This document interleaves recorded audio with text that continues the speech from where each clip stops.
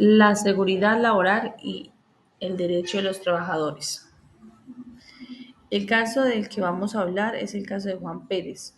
Es un empleado de construcción que sufrió un grave accidente de trabajo. Exploraremos aspectos críticos relacionados con los accidentes de trabajo laborales, las primeras acciones que se deben tomar y el impacto en la vida del trabajador.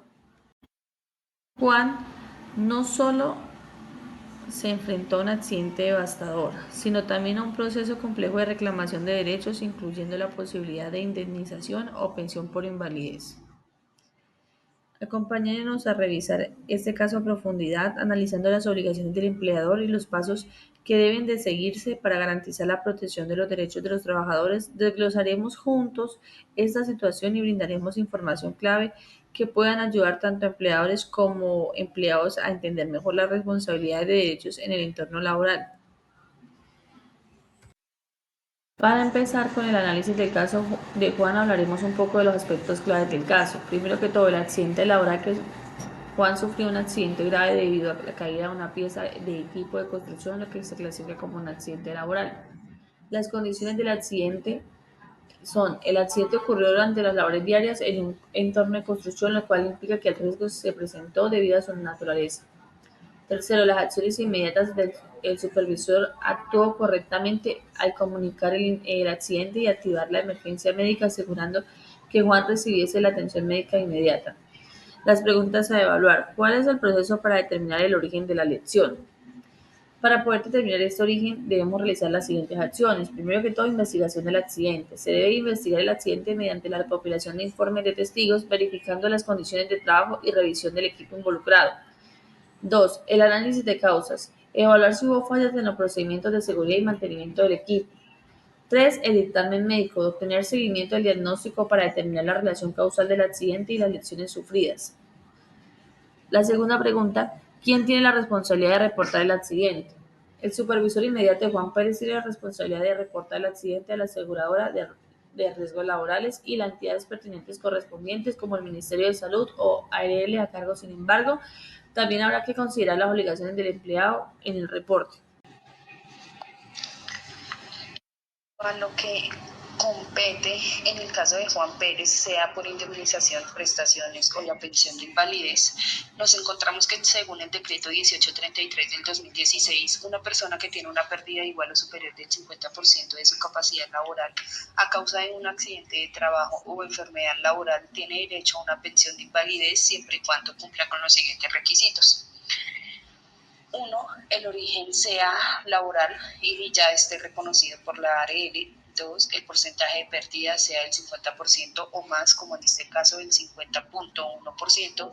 3. Haya sido dictaminado por una entidad competente, como ya sea la ARL en primera instancia o las juntas regionales o nacionales de calificación de invalidez, en este caso de apelaciones, si fuese el caso que Juan Pérez llegue a apelar.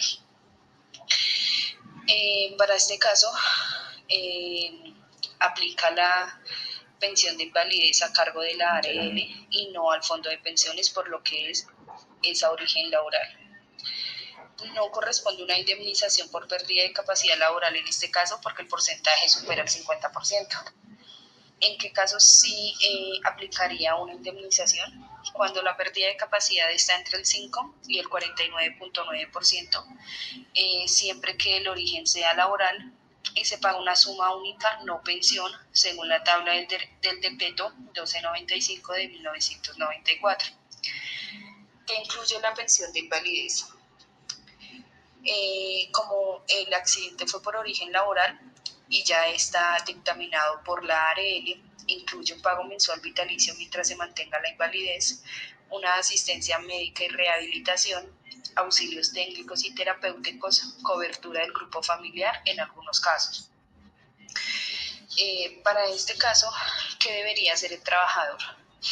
Verificar que el dictamen de pérdida de capacidad esté notificado y registrado en la historia clínica, asegurar que el origen fue calificado como laboral, solicitar formalmente la pensión de invalidez ante la ARL, apelar ante la Junta Regional si no está de acuerdo con el dictamen. En Colombia, si un trabajador sufre un accidente de trabajo o enfermedad laboral que le deja secuelas permanentes, pero aún puede desempeñar actividades laborales, el empleador tiene la obligación de reubicarlo en un cargo acorde a sus nuevas condiciones físicas o funcionales. Esta obligación forma parte de la política de inclusión, protección laboral y prevención del despido injustificado por razones de salud. En este orden de ideas, el empleador está obligado a conservar el vínculo laboral, asignar funciones que no pongan en riesgo la salud o la vida del trabajador y adaptar las condiciones laborales de acuerdo con las limitaciones permanentes identificadas en el dictamen de la pérdida de capacidad. Un ejemplo es que si el trabajador ha perdido menos del 66% y que aún pueda trabajar en funciones adaptadas y adaptables.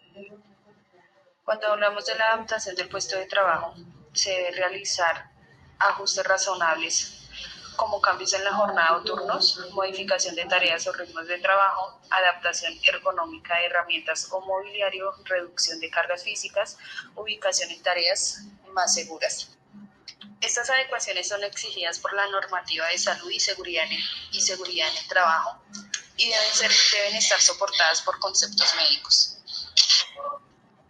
El empleador puede apoyarse en el Comité Paritario de Salud, Seguridad y Salud en el Trabajo, COPAS, o en el médico laboral de la empresa o ARL, quien puede emitir recomendaciones específicas de dicha reubicación. Ya que se debe elaborar un plan de reintegro laboral gradual y supervisado que puede incluir periodos de prueba adaptativa, formación en nuevas tareas, apoyo psicosocial y médico cuando fuese el caso, pero no es el caso de Juan Pérez, ya que él perdió el 50.1% de su movilidad. Puede despedir al trabajador por razones de salud sin autorización del Ministerio de Trabajo. Esto según la sentencia T-198 en 2006, Corte Constitucional. No puede asignar tareas que agraven su condición médica y no pueden dejarlo sin funciones. Acoso laboral por exclusión. Como recomendaciones para el empleador se solicita un concepto técnico de la ARL sobre tareas compatibles, documentar todo el proceso y reubicación del seguimiento.